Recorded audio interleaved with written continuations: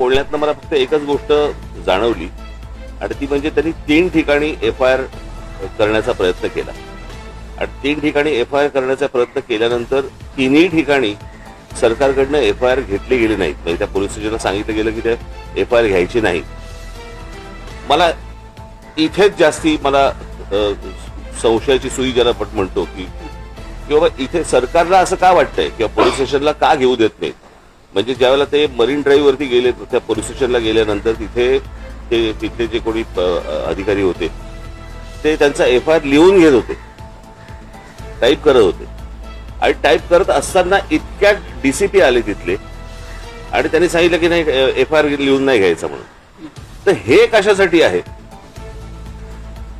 मला असं वाटतं याची उत्तरं जर समजा काही नसेल त्या तो निव्वळ अपघात असेल, जर तो घातपात नसेल, पण जर समजा त्यांच्या घरच्यांनाच कोणाला तरी जर समजा त्याबद्दल जर समजा काही संशय असेल किंवा चौकशी नीट व्हावी यासाठीचा तो समजा FIR त्यांनी जर त्यांना करायचा असेल तर त्याला अडथळे सरकारकडनं का आणले जात आहेत. आज सुनेत्राबाई तिकडे बसलेले आहेत, उपमुख्यमंत्री म्हणून बसलेले आहेत.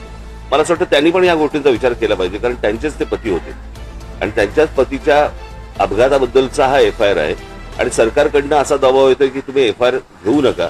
मला आता काही राजकारण मला काही माहिती नाही की नक्की काय चालू आहे ते, पण FIR करताना ज्या वेळेला अडथळे आणले जातात म्हणजे ज्या राज्यामध्ये सांगितलं गेलं की तुम्ही कोणीही FIR नोंदवू शकता आणि नोंदवू शकता म्हटल्यानंतर जर समजा FIR नोंदवायला गेलेल्या माणसाला जर तुम्ही अडथळे आणत असाल तर काही काळबेरं आहे का याच्या मागे असा संशय निर्माण होतोच ना.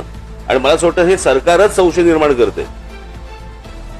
जर समजा त्यांना काही त्यांचं म्हणणं मांडायचं असेल, त्यांना जर FIR नोंदवायचं असेल आणि चौकशी त्या पद्धतीने व्हावी अशी जर त्यांची अपेक्षा असेल तर यात गैर काय. आणि म्हणून मला असं वाटतं की ह्या गोष्टीकडे जास्ती गांभीर्याने पाहिलं पाहिजे आणि मला असं वाटतं सरकारने या गोष्टींची उत्तरं त्यांना दिली पाहिजे. CBI आणि CID ची चौकशी कुठपर्यंत आले अजून CBI चौकशी जी आहे मला असं वाटतं तर ब्लॅक बॉक्सचं पण अजूनपर्यंत काही कळलेलं नाही काय झालं आणि काय नाही ते. किती विमान किती डिस्ट्रॉय झालं तरी ब्लॅक बॉक्स हा कधी डिस्ट्रॉय होत नसतो. त्याचंही काय झालं अजूनपर्यंत समजत नाहीये आणि नक्की सरकार मला असं वाटतं की हे संशयाची भूतं नाचवते या सगळ्या गोष्टींच्या मागे. आता ह्याचं काय त्यांना त्याच्यातलं काय राजकारण आहे मला काही माहिती नाही. माझा सोपा फक्त एकच गोष्ट होती की FIR नोंदवून का नाही घेतलं जात आणि तो नोंदवून नये याच्यासाठी सरकार का प्रयत्न करते याची फक्त उत्तर सरकारने द्यावी.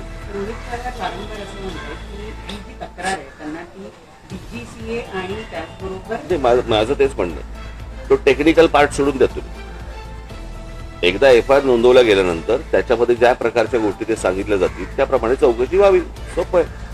अहवाल सुद्धा प्रतीक्षेत आहे कारण 1 महिन्याच्या आत आम्ही अहवाल देऊ असं सांगितलं गेलं होतं अपघातानंतर. या सगळ्या गोष्टी बाजूला सोडा. सरकारच्या FIR नोंदवून का नाही घेतला जात आहे एवढ्या गोष्टींचं फक्त उत्तर सरकारने द्यावं.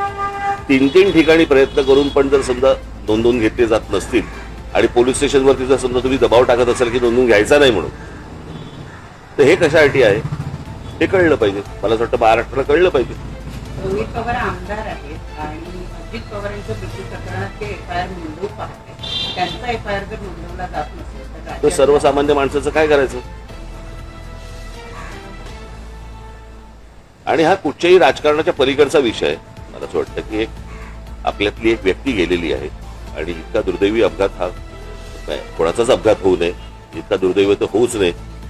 आणि अशा सगळ्या परिस्थितीमध्ये जर समजा काही गोष्टी जर त्रुटी असतील त्या त्रुटी जर समजा FIR मध्ये मांडायच्या असतील तो मांडला दिला जात नाही. मला असं वाटतं की हे काहीतरी आपण कुठेतरी भलत्या लेवलला महाराष्ट्र आपण घेऊन चाललेलो आहे एवढंच फक्त यातनं दिसतं.